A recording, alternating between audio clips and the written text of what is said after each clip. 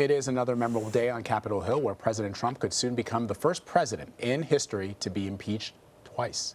This time, he's being charged with incitement of insurrection after he rallied up his supporters last week and told them to, quote, fight like hell before those supporters stormed the United States Capitol. Last night, the House voted to demand Vice President Mike Pence invoke the 25th Amendment. He refused, so Democrats are forging ahead with impeachment. But it does not come without pushback. There are more threats of violence ahead of the vote. Thousands of armed National Guard members are deployed to the D.C. area to help prevent another attack on democracy. These are images taken earlier. National Guard members on the steps of the U.S. Capitol.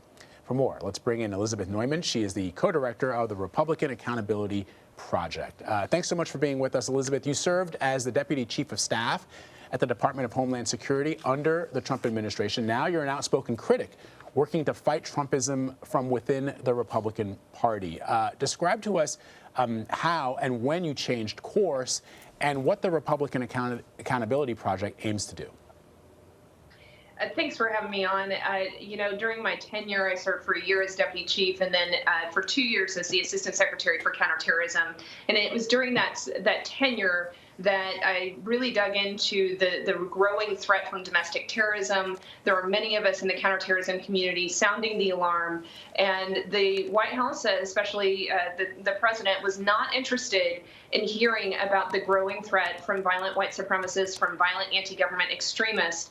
But as we all saw in May of last year, he's more than happy to throw the blame on Antifa and talk about left-wing violent extremism.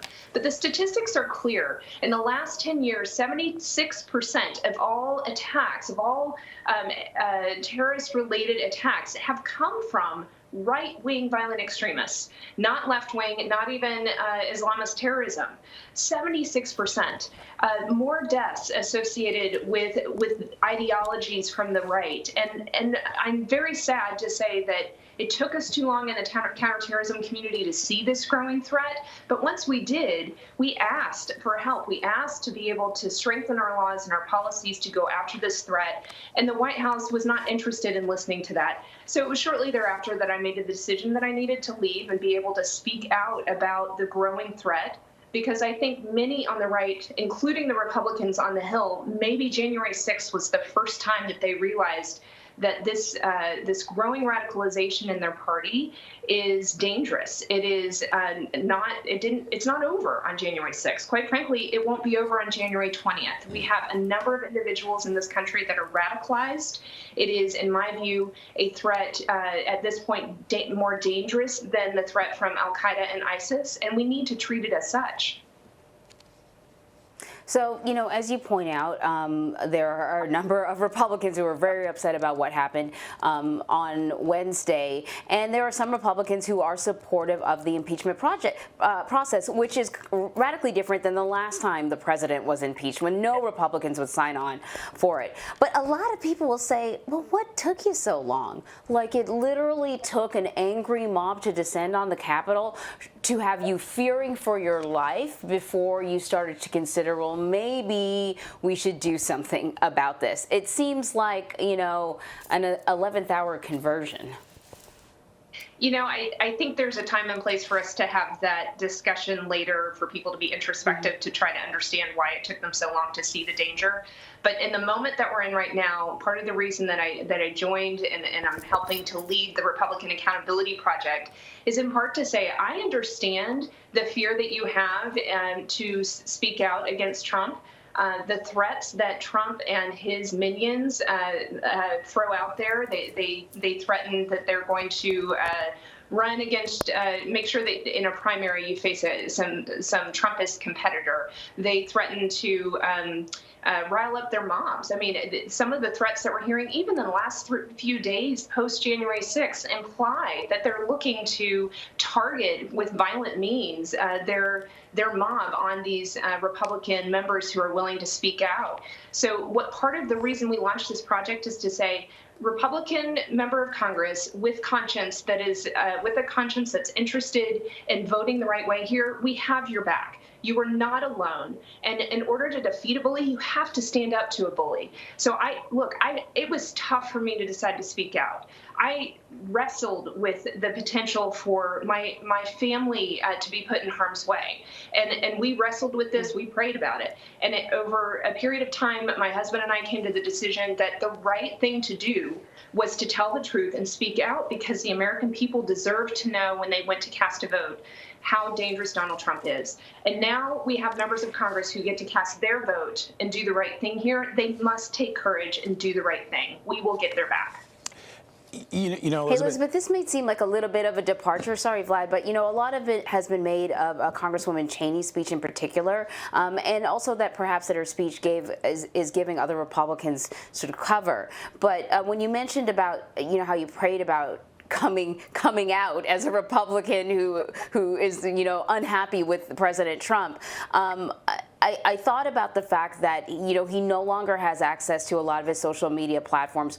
No Twitter now, no YouTube, and how, you know, Congresswoman Cheney was able to deliver her speech without having sort of a play-by-play comeback from the president, which is what we had seen before. And I would think, you know, similar, you know, somebody like you speaking out, you know, I'm wondering just, you know, what's your take on the reaction of, as, you know, the president would say, big tech censoring him, but him not having access to these platforms? Do you think it's going to make it easier for some Republicans to just speak frankly about, you know, how they feel about him? I do think it helps. I want to be very clear that the platforms that companies that deplatformed were private companies enforcing their terms of service. As a counterterrorism professional, this has been a long, almost 15-year conversation that we have been having with tech companies to ask them to take down content that incites violence, take down content that glorifies terrorism. And they have worked very hard, and there's been a lot of criticism out of both the Obama administration and the Trump administration that they haven't worked fast enough when it comes to content related to ISIS or Al Qaeda. And yet here we are in this moment where it was very clear that we had content coming from the President of the United States himself, along with a number of other supporters, that was inciting people to violence. And they made the right decision. I know it must have been a tough decision, but I'm glad that they did it. And it does create a moment right now for Republicans with a conscience to be able to speak out and hope that some of the retaliatory effects would be lessened. And the other thing that I would point out is that we're in a period of a national emergency. The FBI bulletin indicating that all 50 states have threats being posed by these violent extremists. You know, it's okay in this moment for us to disrupt an enemy's communication. On the other side, when temperatures are calmer, we need to have a more robust debate about various policies that maybe need to be updated to reflect where we are. I mean, the Section 230 was created in the 1990s. Maybe it needs some updating. But in the moment, we're in a national emergency. We have violent extremists that are basically declaring war on democracy. And it is helpful that the private companies deplatformed them, disrupted their communications, making it harder for them to coordinate their attacks.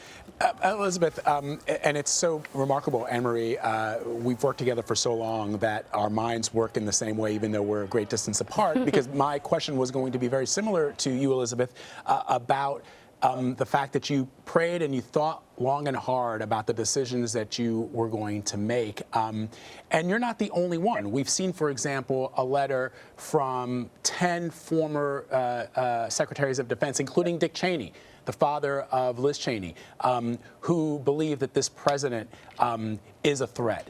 And I want you, just for our audience, because I have a friend of mine who's a hardcore Republican, and he is convinced that the language that we in the media sometimes use, domestic terrorism, white supremacists, is being used to paint a broad brush of all people who support President Trump. You are a blood red Republican. I mean, I'm basically asking you to sort of give up your bona fides to the audience who might think, oh, you're a rhino. Or you're going to hear people saying Liz Cheney, of all Republicans, is a rhino because she refuses to support the incitement of an insurrection by this president of the United States. You're not a rhino. Liz Cheney is not a rhino. But the fact that the House Minority Leader Kevin McCarthy, it's been reported, has told members of his party not to speak ill of members of the Republican Party who choose to take the position you're taking, Elizabeth, because their lives could be in danger. To me, that's got to be surreal for a House a Republican speaking those words in the United States of America. You know, don't say anything bad about your colleague who chooses to vote his conscience because his life or her life could be in danger. And not just their lives, their families' lives. I mean, there are threats online that have indicated that members of this violent extremist groups are targeting not just the members themselves, but their families. That's horrifying.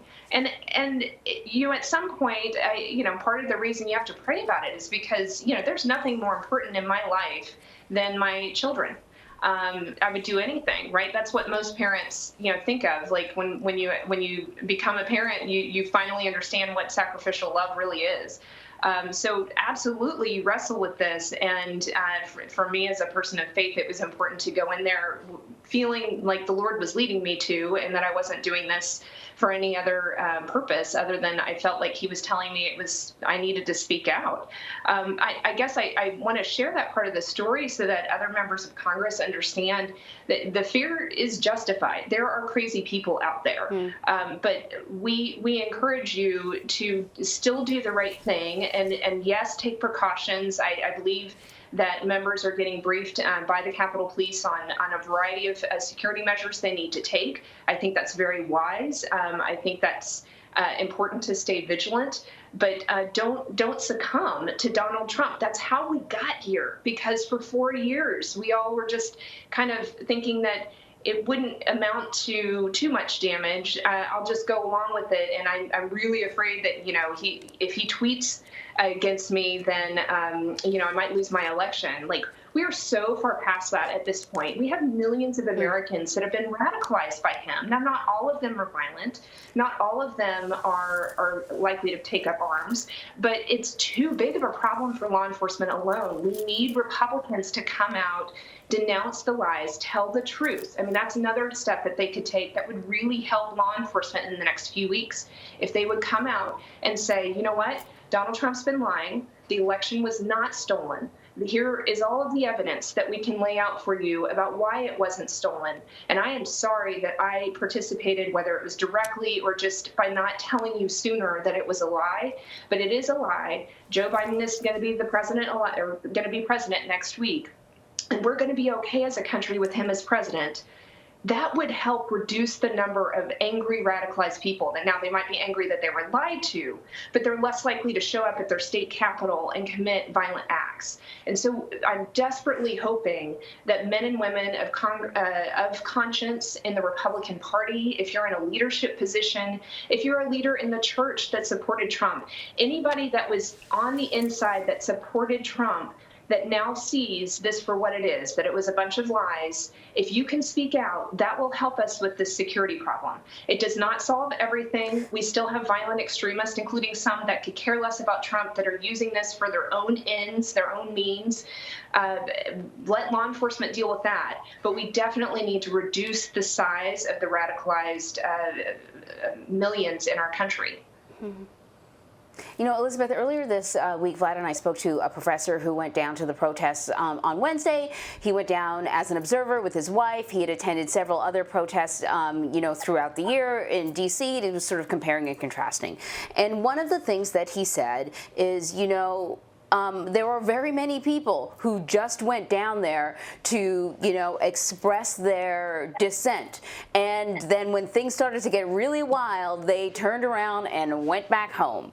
But he also sort of pointed out that there was no one who spoke out about some of the more disturbing things. He mentioned the man with the Camp Auschwitz T-shirt on, or sweater on, whatever he had, who's apparently been arrested now. That wasn't even beyond the pale. I'm wondering, the message that you just delivered there, how open are regular Republicans to that message? You probably speak with, hang out, have dinner, go to Little League, baseball, whatever. You probably have, you talk to sort of regular run-of-the-mill Republicans in a way that probably I don't. Are they receptive to that message that you just gave? I hope so. Look, you're absolutely right to call out that there were multiple factions that were present on January 6th.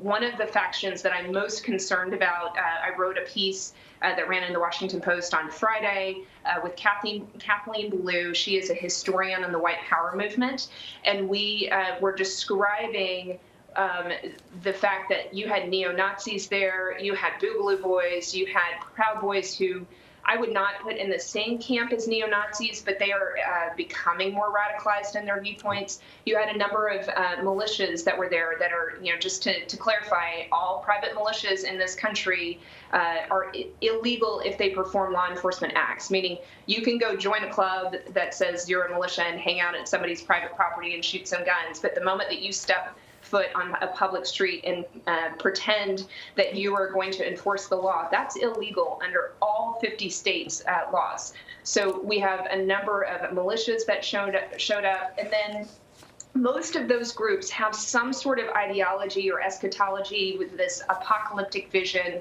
that they are going to overthrow the United States. And my concern is that that group was pretty heavily present. They were fairly organized.